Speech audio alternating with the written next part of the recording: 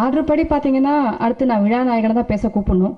ஆனால் அவரும் பேசி முடிச்சிட்டா எனக்கு ஒரு சின்ன சந்தேகம், நீங்களாம் இருப்பீங்களா இருக்க மாட்டீங்களான்னு. அதனால முதல்ல வந்திருக்கிறவங்களுக்கெல்லாம் ஓட் ஆஃப் தேங்க்ஸ் சொல்லணும் அப்படிங்கிறதுக்காக தயாரிப்பாளர் எஸ்.ஏ. ராஜ்கண்ணன் அவரோட டாட்டர் மிஸ்ஸஸ் பாமா விஜயானந்த் அவர்களை மேடைக்கு அழைக்கிறேன்.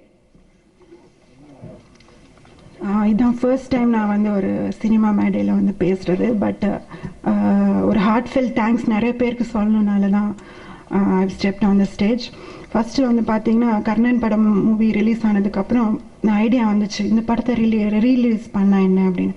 அப்போது நாங்கள் பயந்து போய் பிரசாத் லேபில் போய் கேட்டோம். ஏன்னா 36 இயர்ஸ் ஆகிடுச்சு, நெகட்டிவ்ஸ் எல்லாம் எப்படி இருக்கோ அப்படின்னு அப்படி ப்ரேயர் பண்ணிகிட்டே இருந்தோம். ஆனால் சொன்னாங்க பை காட்ஸ் கிரேஸ் நெகட்டிவ்ஸ்லாம் தப்பிச்சிருச்சுமா, it's fine, it can be ரீஸ்டோர்னு.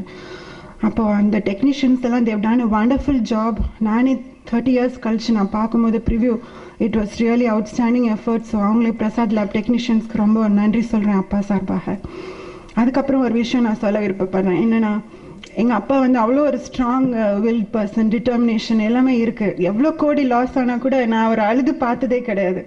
ஆனால் ஒரே ஒரு வாட்டி அவர் கண்ணீர் விட்டு உட்காந்துட்டு இருந்தார் டிவி முன்னால். எப்போனா அங்கிள் கமல்ஹாசன் அங்கிளோடைய இன்டர்வியூ அப்போது அது மட்டும் இல்லை, டக்குன்னு ஃபோன் எடுத்தார், சன் டிவிக்கு போய் அந்த அறிக்கையை கொடுத்துட்டாரு. நான் வந்து ஐ காட் ரியலி ஷாக். என்னங்கப்பா அது, நீங்களே பாண்டியாக உட்காந்துருக்கீங்க, எப்படிங்கப்பா இந்த மாதிரி ஸ்டேட்மெண்ட் கொடுத்தீங்கன்ட்டு. அப்போ சொன்னார், பைபிளில் நான் படித்தேம்மா, இடுக்கண்ணில் உதவுவே சகோதரன் பிறந்துள்ளான் இல்லை, அது நம்ம செயலில் காட்டணும்ல. என்னோட மகாநதி கடன்கள் எல்லாமே அவர் எனக்கு அடைச்சார், இப்போ நம்ம திரும்பி அவருக்கு ஹெல்ப் பண்ணோம் இல்லைம்மா அப்படின்னு சொன்னார். So I am really thankful to Kamal uncle for that. And அப்புறம் ரஜினிகாந்த் அங்கிள் வந்து மேடையில் இருக்காங்க. அவரோட ஸ்பிரிச்சுவாலிட்டி எனக்கு ரொம்ப பிடிக்கும். என்ன பணம் என்ன புகழ் வந்தாலும் அவ்வளோ ஒரு மனத்தாழ்மையோட அந்த ஆன்மீகத்தில் இன்னும் அவ்வளோ ஒரு ஈடுபாடாக இருக்கார்.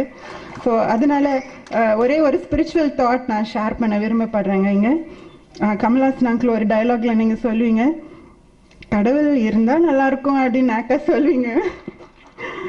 பட் ஜஸ்ட் ஒரே ஒரு தாட் நான் ஷேர் பண்ண விருப்பப்படுறேன்.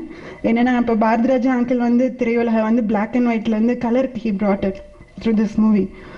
அப்போது கொஞ்சம் யோசிச்சு பாருங்கள், நம்மளுடைய கண் விழிகளை எந்த கேமராவையும் விட மிக நுட்பமாக படம் பிடிக்கும் திறமையுள்ள அப்படி ஒரு மார்வலஸ் டிசைன் கலரில் பார்க்க வைத்தவர் நிச்சயமாக ஒருத்தர் இருக்கணும் இல்லைங்களா அங்கிள்?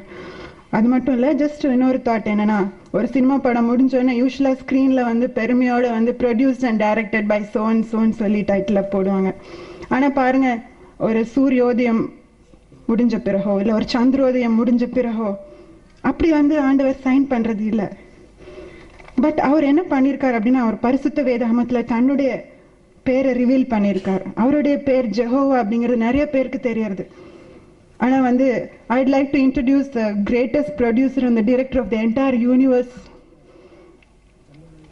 அவர் தான் இயேசு கிறிஸ்துவ கூட பூமிக்கு அனுப்புனவர். 10 Commandments படம் எல்லாருக்குமே தெரியும், ரொம்ப ஃபேமஸ் ஆனது. ஆனால் மோசஸ் கிட்ட அந்த 10 கட்டளைகள் கொடுத்த தேவன் சிமா ஜெஹோவா காட். ஸோ என்னுடைய விருப்பம் என்னென்னா, நிச்சயமாக அவருடைய பிளெஸிங் இங்கே கூடியிருக்கிறவங்க எல்லாருக்குமே இருக்கணும்னு. அது மட்டும் இல்லைங்க, இப்போ எங்களோட இன்விடேஷனை அக்செப்ட் பண்ணி நீங்கள் எல்லாருமே இந்த ஃபங்க்ஷனுக்கு வந்திருக்கிறது நாங்கள் எல்லோரும் ரொம்ப ஹாப்பியாக ஃபீல் பண்ணுறோம். அது மாதிரி ஜெஹோவா காட் நம்ம எல்லாருக்குமே ஒரு அழைப்புதல் கொடுத்துருக்காரு. அவர் என்ன சொல்லியிருக்காருன்னா, நம்ம இந்த சகாப்தத்தின் இறுதி கட்டத்துக்கு வந்துட்டோம். சினிமா பாஷையில் சொல்ல போனால் ஒரு கிளைமேக்ஸ்க்கு வந்துட்டோம். சீக்கிரத்தில் நீதி வாசமாக இருக்கக்கூடிய ஒரு உலகளாவிய இன்டர்நேஷ்னல் கவர்மெண்ட்டை நிறுவ போகிறார். அதுக்கு வரக்கான அழைப்புதலை கொடுத்துருக்கார். ஸோ தயவுசெய்து அந்த அழைப்புதலை ஏற்றுக்கொள்ளுங்க. எம்ஜிஆர் அங்கிள் பாடின பாட்டு ஞாபகம் வருது, புதிய வானம் புதிய பூமி விரைவில் வரப்போகுது. ஸோ நம்ம எல்லாருமே அந்த ராஜ்யத்தில் பிரவேசிக்கிறதுக்கு அந்த ஆண்டவரோட அழைப்புதலை அக்செப்ட் பண்ணுங்கன்னு சொல்லி இந்த பேச்சை நான் பணிவுடன் கேட்டுக்கொண்டு நன்றி சொல்லி விடைபெறுகிறேன். தேங்க்யூ.